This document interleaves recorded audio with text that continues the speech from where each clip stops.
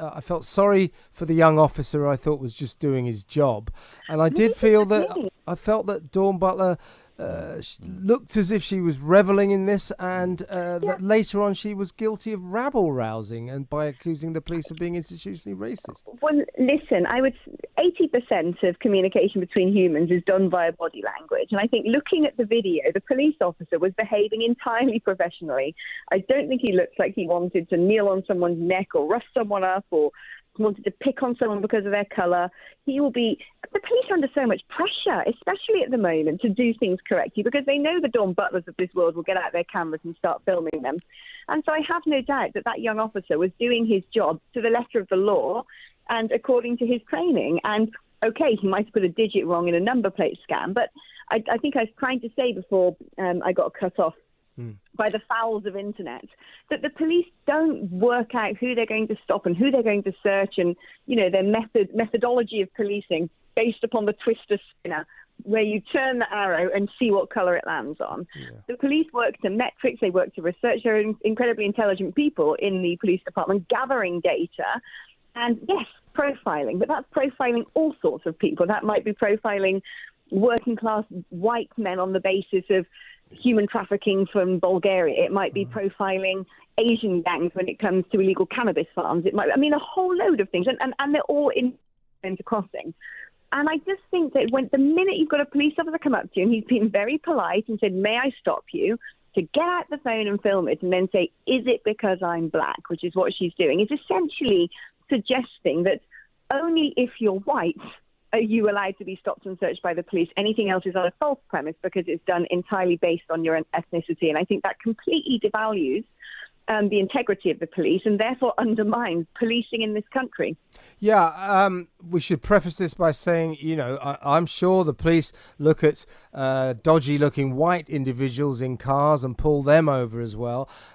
You've got to back the police with their suspicions. That's what they're trained to do. If they look at a vehicle and think that looks a bit suspicious, then in the stop and search culture, surely they should stop and search. And Dawn Butler's going, "Oh, why do you want to look in the boot for? What do you want to do that for?" Well, I think the answer is in case there's guns or drugs or knives in the boot. Yes. How about just say, you may look because there's nothing in it.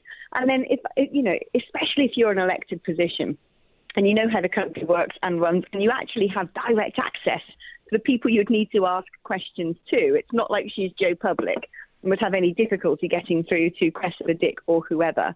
She should have thought to herself, I need to find out exactly what's gone on here. And if there's been a misdeed or wrongdoing, then I can think about how I'm going to expose it or campaign to change it.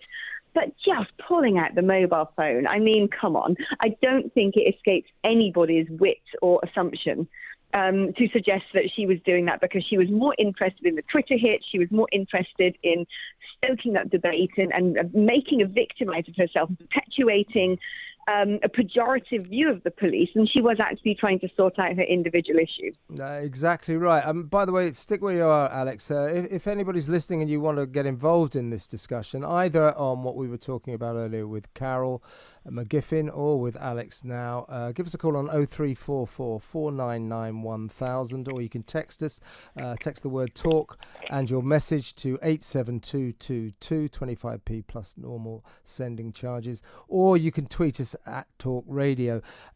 Alex, before you go, I know you'll have strong opinions on this as well. We were just talking to Carol McGiffin, who's over in France now, and both Carol and I, not so much Ash, but Carol and I feel we're in the grip of a kind of global madness, which is obviously affecting our government. The death toll, the most recent death toll of COVID deaths in Britain was 10 out of a population of 67 million, and yet this kind of mass local lockdown, this economic catastrophe, schools shut, businesses crashing, hundreds of thousands of jobs being lost, cities dying. Do you agree that there's a kind of insanity here?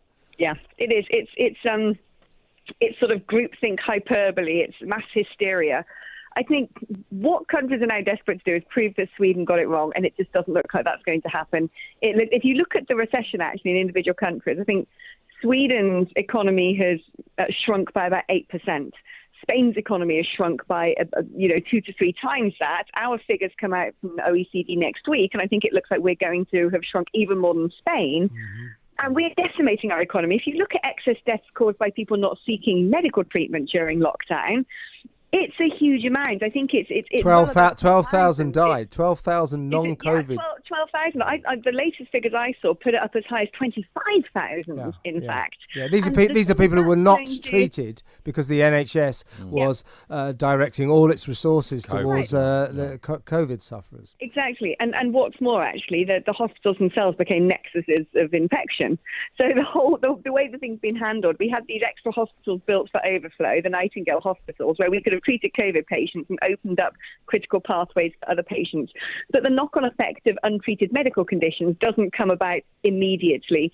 An undiagnosed cancer may take a year, 2 years to create a fatality that could have been avoided. So I think the statistics on that are yet to be seen. And then we all know that economic downturns have huge effects on morbidities because you're not being able to put as much money into welfare, you're not being able to put as much money into your health service, and then you've got a knock-on effect of suicides and all sorts of grim things that happen as a result of major economic recession.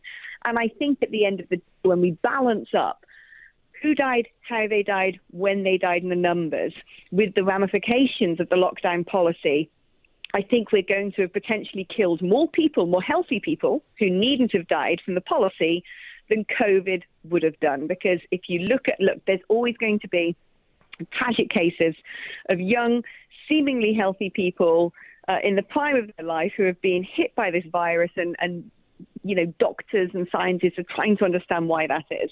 But the vast majority of people who are dying from COVID-19 are people who are essentially entering the end phases of their life. And actually, if you look at the year upon year death rates and mortality expectations by calendar months, then we've actually now got a shrink in those numbers, because people who might have been predicted to die around now might have died 1 or 2 months earlier. And I'm not saying that they didn't deserve those 2 extra months of life.